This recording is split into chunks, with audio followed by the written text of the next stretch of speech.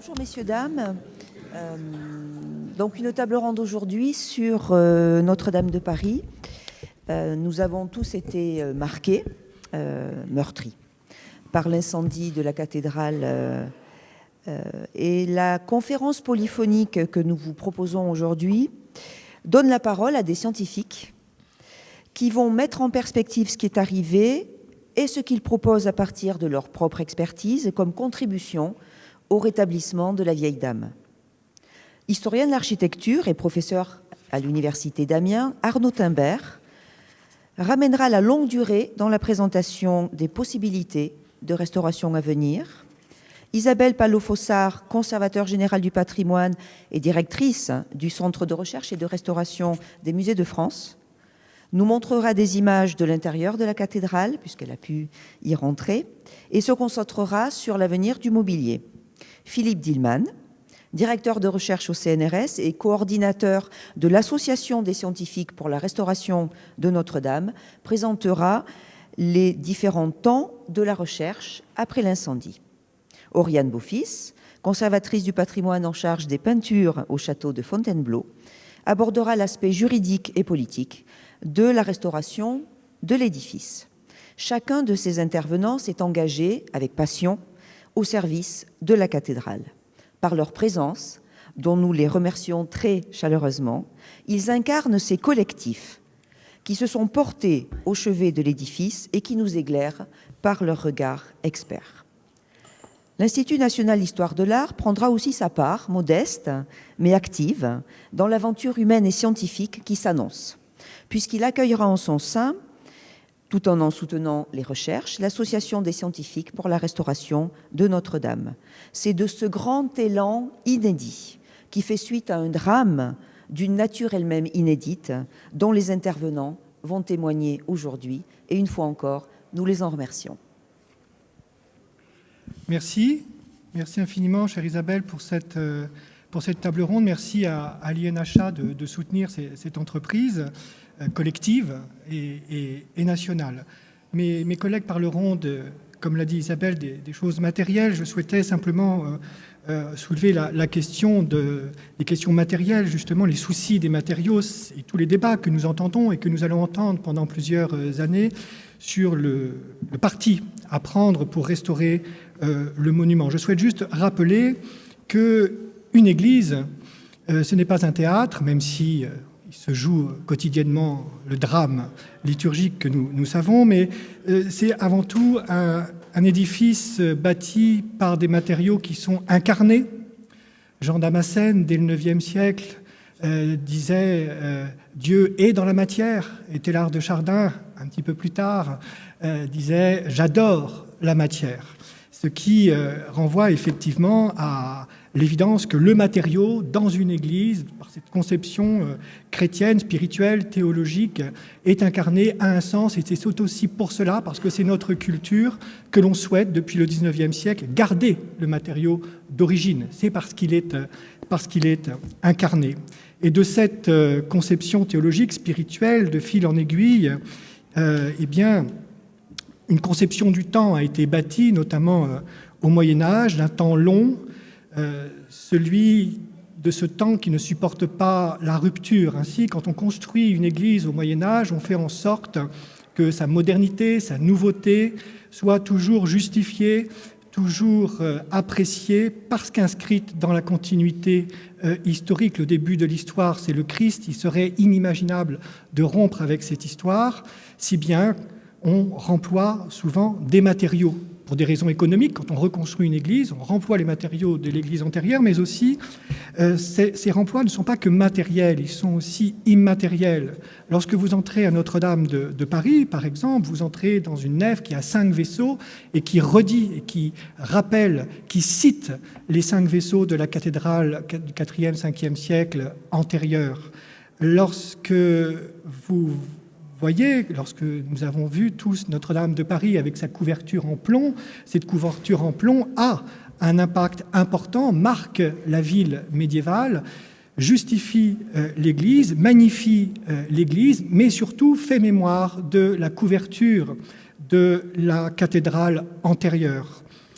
Il y a ainsi des redites d'images, mais aussi des redites de lumière qui sont reproduites, des alternances de supports qui renvoient à l'alternance des supports de l'église antérieure, de telle sorte qu'un homme du XIIe, XIIIe siècle, lorsqu'il entrait à Notre-Dame de Paris, n'était pas dans quelque chose de moderne, il était dans un rejeu de lumière, de rythmes, de matériaux qui étaient les rythmes, les couleurs et les matériaux de la cathédrale antérieure dont il avait l'habitude. Et c'est ainsi, par ces choses, ces redites matérielles et immatérielles, que l'édifice est justifié, que la nouveauté est justifiée.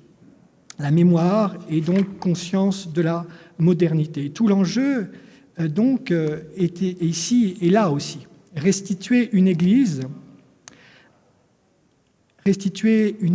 restaurer, reconstruire, débats divers et variés, une église incarnée par le divin et incarnée par l'histoire. Et ça, c'est une entreprise compliquée, bien évidemment, et surtout lorsqu'il s'agit d'un édifice vivant, l'expression consacrée par toute une administration et des années, des décennies d'administration, l'expression monument historique est belle, on la comprend tous, mais elle fige les monuments dans l'histoire, dans un moment historique. Alors que Notre-Dame de Paris, on le voit que mieux depuis les événements, n'est pas un monument historique, c'est un monument dans l'histoire. C'est un monument qui est vivant. C'est un monument qui a reçu la trace, la marque de tous les hommes qui ont touché depuis son origine, 12e, 13e siècle, jusqu'à nos jours. Ces traces-là ont un sens. Et ces traces-là, il faut en avoir conscience, puisque à leur tour, ils incarnent le monument. Et Viollet-le-Duc avait bien compris tout ça. Il avait bien compris comment fonctionnait une église médiévale, et toute son œuvre est ainsi bâtie sur un équilibre extrêmement rigoureux entre la tradition et l'innovation. Et la flèche de Viollet-le-Duc à Notre-Dame de Paris est l'expression même de cette parfaite assimilation de la pensée médiévale. La flèche était presque, rappelait à bien des égards, pour certains motifs, la flèche du XIIIe siècle. Elle était entièrement dessinée avec des motifs néo-gothiques qui étaient des copier-coller, si je puis m'exprimer ainsi, du XIIIe siècle, mais ces sculptures sauvées qui venaient depuis la croisée du transept, la base de la croisée du transept à la souche de la flèche extérieure, était une nouveauté en partie, et donc ainsi il crée quelque chose tout en étant dans la tradition formelle. Vous savez, Viollet-le-Duc n'avait pas hésité à proposer que la Madeleine de Vézelay, lorsqu'il la restaurait en 1840, soit couverte en zinc. Alors évidemment, dans la commission des monuments historiques, ils avaient hésité, et la réponse de Viollet-le-Duc avait été « oui, mais au Moyen-Âge, si on avait connu ce matériau, on l'aurait utilisé ». Ça, c'est la réponse rationaliste, et parce qu'il l'aurait utilisé, parce qu'ils auraient aussi utilisé d'autres matériaux qui s'inscrivaient, eux, dans la continuité. Donc il faut tout de suite tous ces débats qui s'annoncent et qui sont déjà présents, restitués, pas restitués, à l'identique, créer quelque chose de totalement nouveau, doivent être, je pense, totalement nuancés par cette réalité de l'incarnation spirituelle et de l'incarnation historique et de cette notion du temps. Voilà, je crois que j'ai déjà même dépassé presque le mien. J'ai encore un peu de temps. C'est très important parce que toute notre société présente, qui va être jugée après ces travaux qui seront réalisés, 10 ans, 20 ans après, par des historiens, par des sociologues, par des philosophes. Et cette cathédrale, puisque c'est la cathédrale de notre nationale, entre guillemets, dira beaucoup de ce que nous sommes dans les choix qui seront faits. Et je voulais juste dire ceci parce que restituer à l'identique, figer le monument dans un temps alors qu'il est un monument vivant, qu'est-ce que cela signifie? Qu'est-ce que cela signifie sur notre société? Dans un moment européen, politique particulier, dans un moment social, français particulier. Qu'est-ce que cela signifie alors que l'on va reconstruire la flèche de la façade occidentale de l'abbaye de Saint-Denis, autre monument de la mémoire nationale? Que signifient ces actes? Et je pense qu'il faut aussi, surtout, s'interroger sur, non pas les savoir-faire, sur comment on va faire, comment on va étudier le monument. Ceci sera fait, il y a des protocoles et tout ceci sera bien fait parce que nous avons des administrations avec des gens remarquables. Mais après, comment sera, il faut faire des choix en pensant au regard de ceux qui les regarderont, ces choix, dans le long temps. Je vous remercie.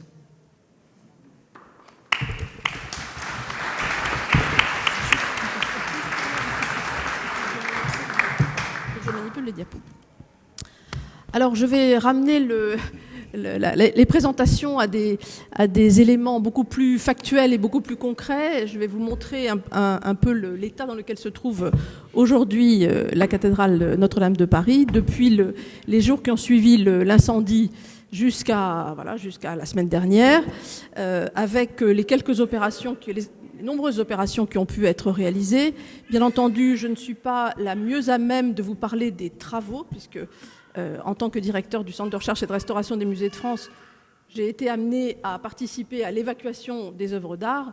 Mais évidemment, je ne suis pas du tout impliquée dans la question des travaux. Donc je vais essayer de parler un peu au nom de toute la très grande équipe qui travaille autour de Notre-Dame de Paris, dans lequel il y a le service des monuments historiques, la direction régionale des affaires culturelles, le service régional de l'archéologie, l'INRAP, le service des musées de France, le musée du Louvre. Donc il y a une espèce de grande solidarité, une grande activité de tous ces services autour du sauvetage de Notre-Dame de Paris.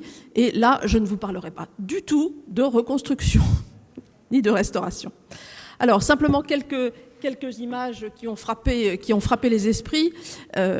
Donc, celle de l'incendie, sur lequel je ne reviens pas parce que nous avons tous été profondément frappés et choqués par ces images. Et puis voilà quelques images juste après l'incendie. Dans les jours qui ont suivi, on est le vendredi 19 avril quand ces photographies sont prises depuis la tour nord. Et vous voyez donc ce qu'il reste d'une part de la charpente, c'est-à-dire pas grand-chose, de la charpente de la nef, avec évidemment ces charbons de bois et ces éléments de poutre qui sont sur l'extrado des voûtes, et malheureusement les 3 voûtes qui se sont effondrées du fait de la chute, en grande partie du fait de la chute de la flèche de Viollet-le-Duc. Donc la vue que vous avez sur l'image de droite, c'est une vue prise de la tribune d'orgue avec les 2 ouvertures dans les voûtes, la dernière travée de la nef, avant-dernière travée de la nef, celle de la croisée du transept, et on ne voit pas sur la gauche le percement un peu plus limité de la voûte du bras nord du transept. Et je vous ferai simplement remarquer qu'au sol, vous voyez un amoncellement de pierres et de bois brûlés qui proviennent donc de la charpente et des voûtes. Mais j'attire votre attention sur le fait que, je ne parlerai pas ici de miracle, mais d'effets, des rares effets positifs de cet incendie, c'est que la voûte étant percée, eh bien les poutres en flammes qui sont tombées, la fumée s'est évacuée par les trous dans les voûtes, puisque ça a fait finalement ce qu'on appelle cheminée sarrasine.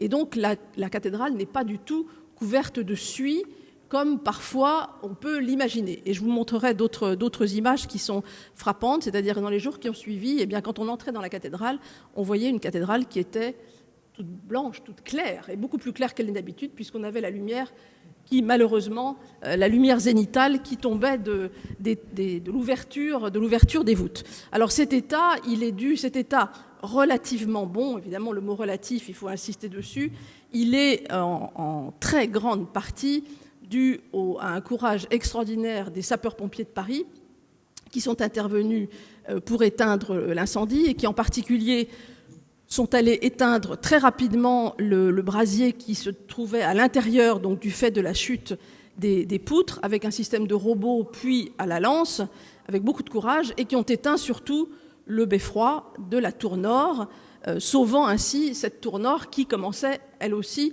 à prendre feu. Donc, grâce leur soit rendue et hommage leur soit rendu. C'est grâce à eux si la cathédrale est dans l'état où elle se trouve aujourd'hui. Donc voilà une vue, comme vous ne la verrez plus, parce que maintenant on est en période de sécurisation de la cathédrale, donc elle n'est plus tout à fait, elle se présente plus tout à fait comme ça, puisqu'il y a des filets de protection un peu partout, les vitraux sont déposés, etc. Donc voilà la cathédrale avec cette pierre de Paris très blanche, qui est éclairée par la lumière zénitale, comme si on la voyait finalement en cours de construction avant que les voûtes ne soient terminées, encore que, même pas, puisque la toiture ne serait pas posée. Donc on serait à un moment finalement impossible ou presque impossible de la construction. Alors voilà l'ouverture malheureuse, la triste ouverture de la voûte de la croisée du transept. Et j'attire là aussi votre attention sur un autre petit miracle de ce grand drame de l'incendie de Notre-Dame. Voilà, j'ai été trop rapide. C'est ici la Vierge du XIVe siècle, la Vierge du Pilier, qui se trouve au milieu des gravats. On a un tas de gravats qui lui est tombé juste devant les pieds, si je puis dire, et qui a été préservé fort heureusement.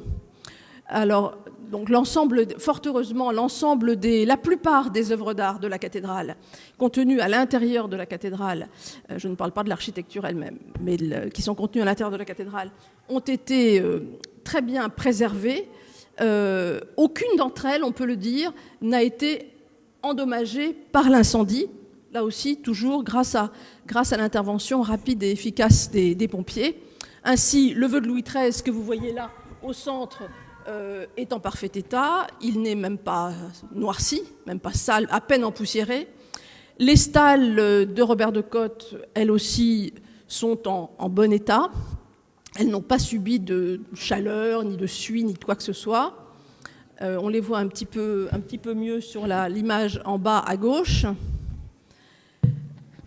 Alors, cette fameuse Vierge du Pilier, toujours intacte, malgré la chute vraiment à quelques centimètres de sa colonne, de la charpente, de la flèche de Viollet-le-Duc, et n'a pas été touchée. Et alors, plus étonnant peut-être pour beaucoup de personnes, puisque c'est souvent des observations que j'entends autour de moi, et les vitraux, les vitraux n'ont pas subi non plus les dommages de l'incendie, ni de la chaleur de l'incendie, parce qu'ils ont été tout simplement protégés par les voûtes.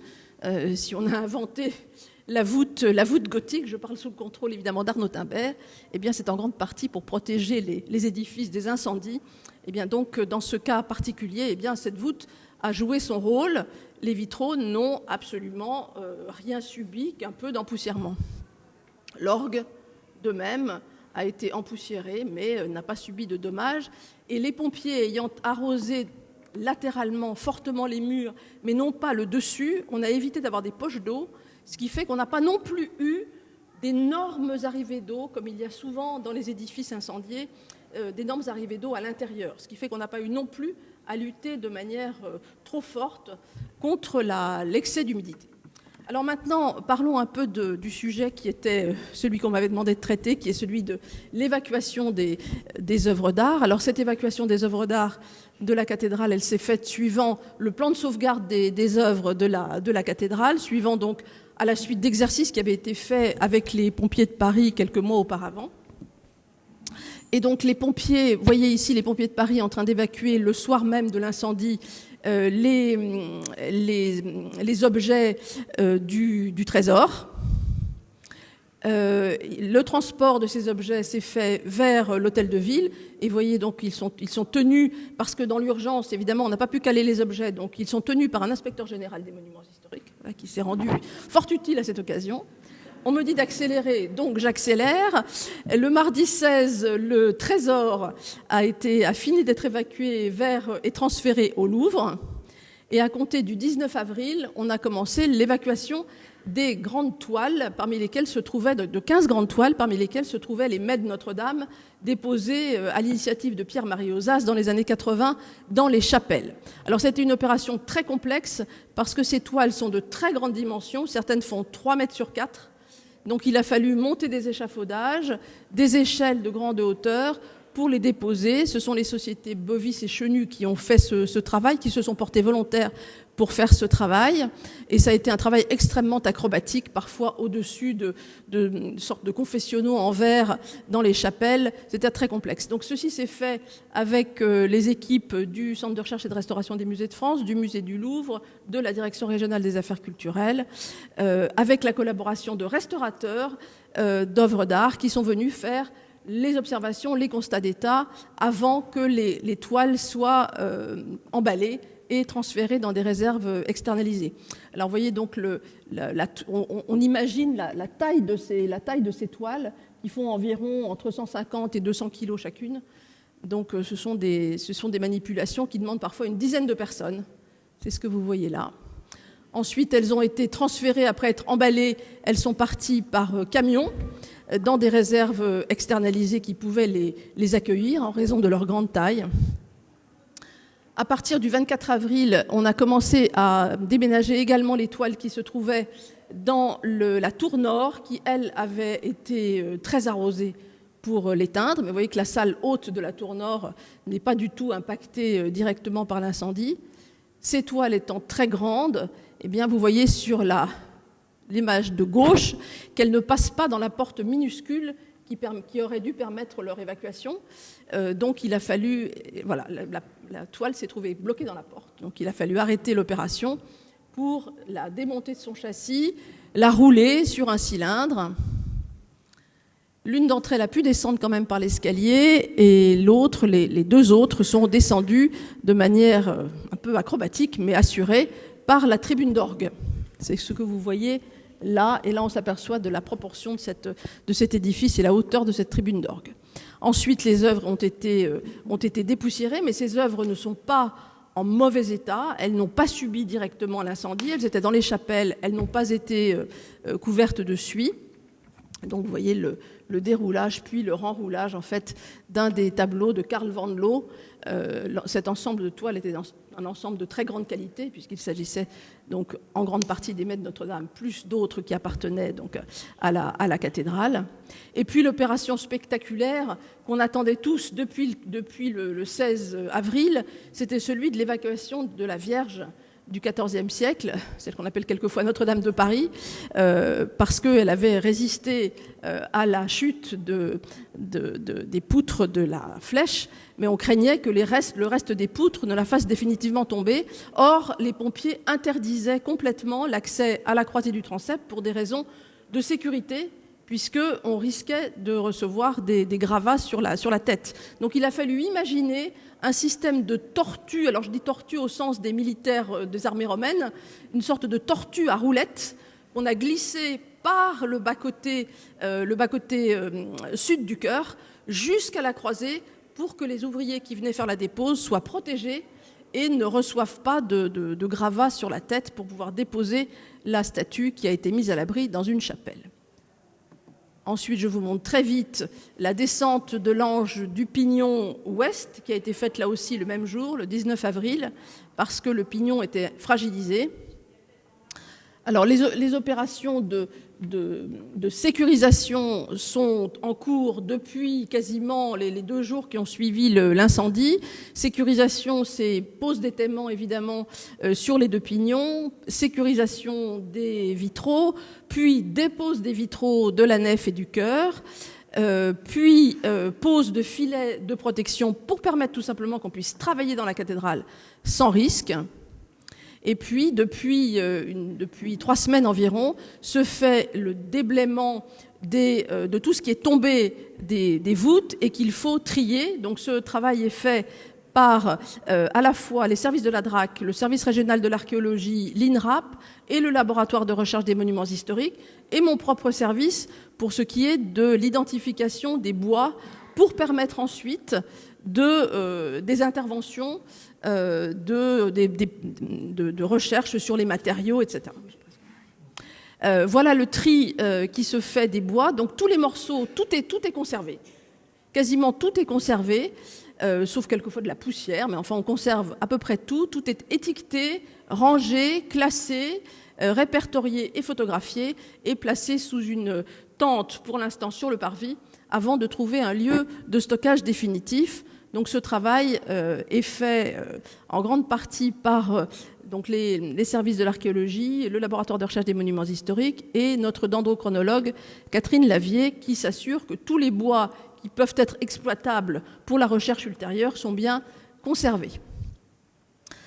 On a eu la très bonne surprise de voir que, donc je vous avais vu l'opération de déblaiement, elle s'est faite avec un appareil robotisé, enfin par un système commandé à distance, là aussi pour des raisons de sécurité, parce qu'on ne pouvait pas, on ne peut d'ailleurs toujours pas travailler à la croisée du transept pour des temps qu'on n'a pas posé de platelage de protection. Donc c'est un robot qui prend les objets les uns après les autres, qui ensuite sont triés dans les bas-côtés, puis classés et transférés sous le fameux barnum qui se trouve sur le parvis de la cathédrale.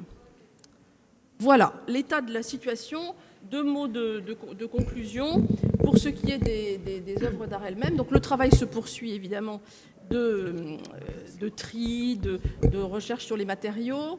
La partie architecture fait l'objet évidemment d'études par le groupe d'architectes, de 4 architectes en chef des monuments historiques, donc Philippe Villeneuve, Pascal Prunet, Charlotte Hubert et Rémi Fromont.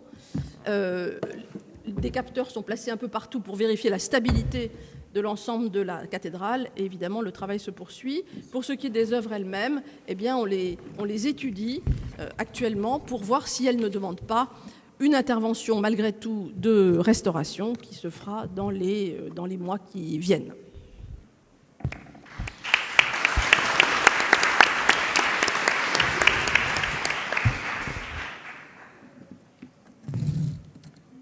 Eh bien, bonjour à tous. Mon intervention va se placer tout à fait dans la suite de ce que vient de nous montrer Isabelle Palot-Frossard, au sens où je vais essayer de vous présenter les recherches qui se feront en parallèle à ce premier temps d'urgence, d'intervention d'urgence, de sécurisation sur le chantier, de collecte des matériaux, mais également à la suite et dans le prolongement de ces opérations d'urgence.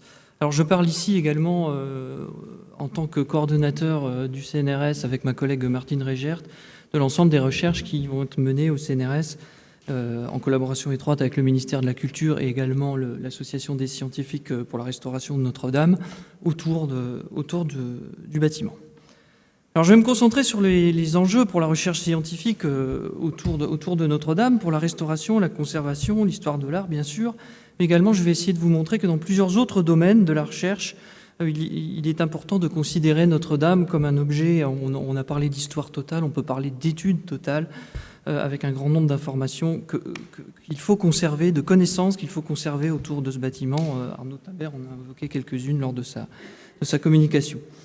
Alors le drame de Notre-Dame pose de nombreux défis, on l'a dit, pour la restauration, en relation étroite avec son environnement, on a vu quelques exemples là, environnement culturel, social, mais il concerne également d'autres enjeux liés à l'architecture, l'histoire, l'archéologie, mais également l'environnement, et je vais vous parler également d'acoustique et de sociologie. Ces connaissances, elles ont déjà été accumulées sur le bâtiment, mais elles doivent encore être collectées et certaines sont encore lisibles dans les décombres dont Isabelle vous a montré certaines photos. Et il convient dès à présent de mettre en œuvre des programmes de recherche pour protéger ces connaissances et les collecter.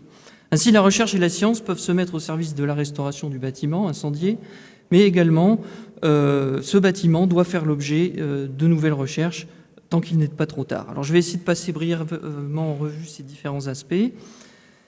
Et d'abord, je voudrais souligner que la recherche scientifique concerne le temps long, on le sait. Aussi, donc, les programmes de recherche qui vont se développer se font en parallèle aux opérations d'urgence, je viens de le dire, mais vont se dérouler dans les 5, 6, 7 prochaines années et seront rythmés par différents colloques que nous espérons organiser dans le futur. Alors les objectifs sont d'abord de récoller les données existantes. Notre-Dame a été beaucoup étudiée, photographiée, mesurée, qu'il s'agisse de relevés numériques, d'analyse physico-chimique. C'est une première étape cruciale. Et en plus des approches qui visent à collecter les données, on peut même parler des données collectées par les visiteurs ou les touristes, comme les photographies, que certains, en mettant en œuvre des pratiques de ce qu'on appelle maintenant crowdsourcing, collectent pour restituer le bâtiment ou alors le phasage de l'incendie. À cela s'ajoutent des relevés numériques plus précis, scientifiques, qui permettent de restituer précisément les éléments structuraux de décor de la cathédrale avant et après le drame. On peut parler aussi de données de datation qui existent de la charpente, mais qui mériteront d'être complétées.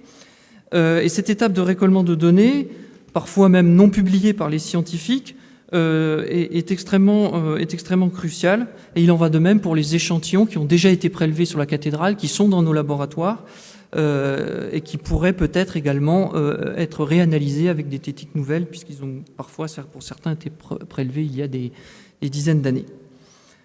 Alors, il faut également collecter les données sur le lieu du drame, et vous avez vu l'ensemble de ces photos avec ces gravats. Il faut imaginer que ces gravats peuvent être considérés comme des reliefs archéologiques, et qu'il est donc extrêmement crucial pour le bois, le métal, la pierre, de repérer très très précisément l'endroit où ils sont tombés afin de les resituer ou d'essayer de tenter de les resituer dans la cathédrale. Et ça se fait, puisque Isabelle Palot-Frossard nous l'a dit, la récupération se fait par le truchement de drones, mais il faut également mettre en place toute une série d'approches photogrammétriques pour localiser à l'aide de drones très précisément ces objets. Et ça, c'est déjà un challenge technologique, puisque j'en parlais avec Stéphane Deschamps, le conservateur régional de la DRAC, qui est en charge du chantier. Il faut exactement 3 minutes entre 2 passes de petits robots qui vont récupérer les gravats ou les poutres ou les morceaux de bois et la possibilité de faire une photographie, et ceci se fait par passe de 3 minutes avec reconstitution des images numériques. Donc un certain challenge scientifique déjà sur le chantier en lui-même, et ces repérages sont cruciaux puisqu'ils permettront, je l'ai dit, d'étudier les matériaux comme le bois, la pierre, les métaux, le plomb, mais on peut également penser au fer qui m'est cher personnellement. Alors, un bâtiment du type de Notre-Dame, en fait, que ce soit pour l'histoire de l'art, qui, on le sait aujourd'hui, au-delà des aspects esthétiques, s'intéresse également aux aspects techniques, sociaux, économiques de ce bâtiment, mais pour d'autres disciplines également, ça doit être étudié de manière englobante. Et dans cette approche holistique, les matériaux anciens peuvent nous donner des informations sur différents aspects, dont certains ont été évoqués par Arnaud. L'âge des matériaux, on peut encore dater certaines poutres même calcinées. On peut également dater le fer par certaines méthodes radiocarbone, permet de préciser le phasage des différents chantiers de la cathédrale. La nature des matériaux, avec la nature de la pierre par exemple, avec des notions de qualité de ces matériaux, ou même gestes techniques des artisans qui peuvent être, dans certains cas chanceux, encore examinés au sein des matériaux. Alors la provenance, par l'analyse physico-chimique, ce qu'on appelle la signature chimique de certains matériaux, comme le métal ou même la pierre, constitue une véritable empreinte digitale de l'endroit d'où peuvent provenir ces matériaux, mais également la structure des matériaux peut donner, comme pour la pierre, des indices sur les carrières qui ont produit les matériaux de Notre-Dame. Et des études complémentaires, ça a déjà été étudié, mais des études complémentaires doivent être réalisées.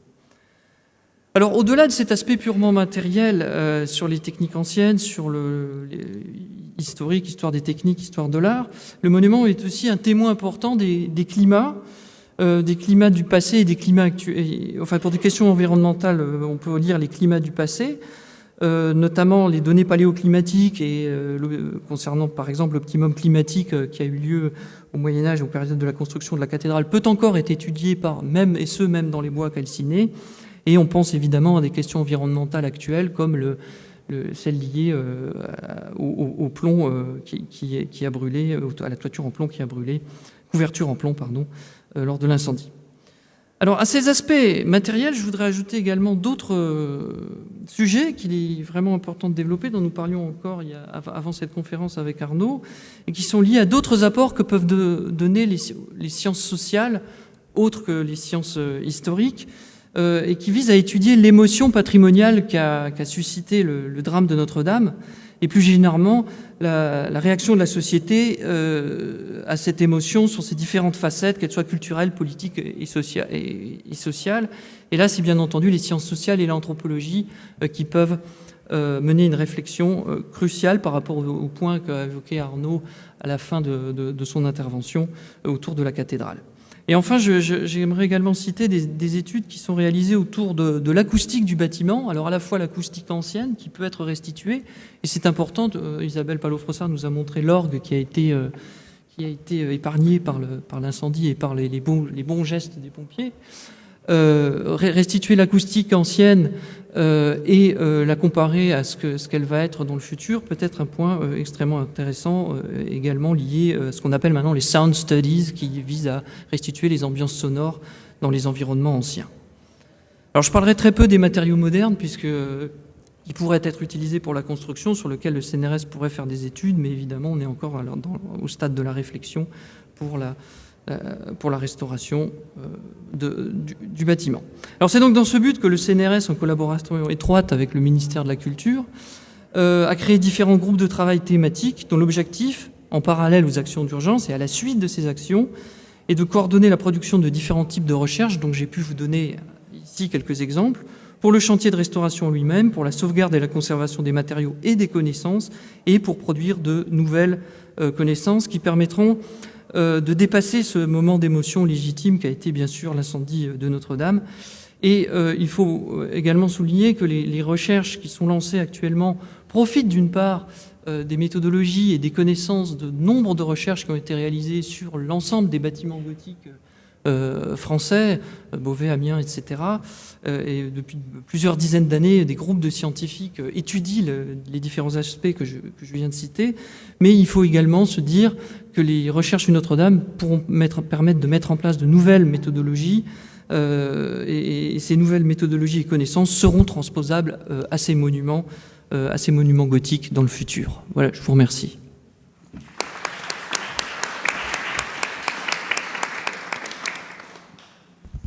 Bonjour à tous, merci pour toutes les contributions. Alors la mienne sera beaucoup moins scientifique et je voudrais effectivement évoquer l'aspect juridique et patrimonial, puisque ça va avec, et politique, puisque ça couronne le tout, des conséquences donc, de l'incendie de Notre-Dame de Paris. Le soir même du drame, le président de la République s'est exprimé, disant son ambition, sa volonté, qu'on ne peut que saluer, de restaurer la cathédrale Notre-Dame de Paris, de la restaurer rapidement, ce qui est peut-être aussi un enjeu favorable, mais en donnant ce délai de 5 ans qui a, pour beaucoup d'entre nous et d'entre vous, choqué, parce qu'effectivement, le temps des monuments n'est pas le temps des hommes, et encore moins celui des hommes politiques. À la suite de cela, il y a eu ce projet de loi qui a été présenté à l'Assemblée nationale avec l'idée de l'engagement d'une procédure accélérée. C'est-à-dire qu'il faut que ce soit fait vite, y compris pour le cadre juridique. Et ce projet de loi a choqué beaucoup d'entre nous, et c'est pour ça que je voulais aujourd'hui représenter le petit groupe qui est devenu un très très grand groupe de professionnels du patrimoine qui ont rédigé donc une lettre ouverte dans un train pour aller de Paris à Bruxelles voir l'exposition Van Orley. Ça s'est appelé Opération Van Orley, qui a rédigé une lettre ouverte au président de la République, une lettre que certains d'entre vous ont pu lire, que beaucoup d'entre vous, que beaucoup de conservateurs du patrimoine, d'historiens de l'art, de l'architecture ont signé. Plus de 1200, on reçoit encore des signatures 3 semaines après sur le mail qu'on avait créé. Et cette lettre ouverte, donc très apaisée, très sereine, demandait simplement de prendre du temps de diagnostic, ce que mes collègues ont rappelé, c'est-à-dire l'importance des réflexions et des recherches avant d'engager quelconque procédure. Et puis de réfléchir, comme le disait Arnaud Timbert, à ce que l'on veut, ce que l'on souhaite pour la cathédrale pour les décennies, les siècles à venir. Ce qui a sans doute profondément choqué et ce qui fait que la blessure de cet incendie a été si forte, c'est que je pense que personne n'imaginait pouvoir, d'une certaine manière, survivre à la cathédrale. Quand il y a eu le doute et l'idée que les tours pouvaient tomber, eh bien, c'est finalement cette notion d'éternité de la cathédrale gothique que l'on a cru pouvoir s'effondrer devant nous. Et c'est ça qui nous a choqués. Donc si l'on ne veut pas qu'elle s'effondre de nouveau, il est évident que toutes les précautions doivent être prises. Donc à la suite de cette lettre ouverte qui a recueilli plus de 1200 signatures et a fait l'objet d'une tribune dans le Figaro, eh bien, nous avons entrepris un combat de lobbying législatif. Alors c'était quelque chose d'assez nouveau pour la plupart d'entre nous. J'avais pu voir un petit peu cela lorsque je m'étais engagée sur les serres d'Auteuil il y a quelques années, mais pour beaucoup d'entre nous c'était nouveau, donc il a fallu apprendre comment fonctionnent les institutions, apprendre comment fonctionnent les députés, apprendre comment fonctionnent les sénateurs, et ça n'a pas été une mince affaire. Donc là, le groupuscule s'est élargi avec la tutelle de Jean-Michel Legnaud notamment, et surtout, et je les remercie ici, de conservateurs des monuments historiques, dont c'est le travail quotidien, puisque nous, ceux qui étions peut-être les premiers initiateurs, nous sommes quand même des bestioles de musée, donc pas forcément les plus à même de pouvoir juger de ce qu'il est bon de retirer ou de mettre dans cette loi.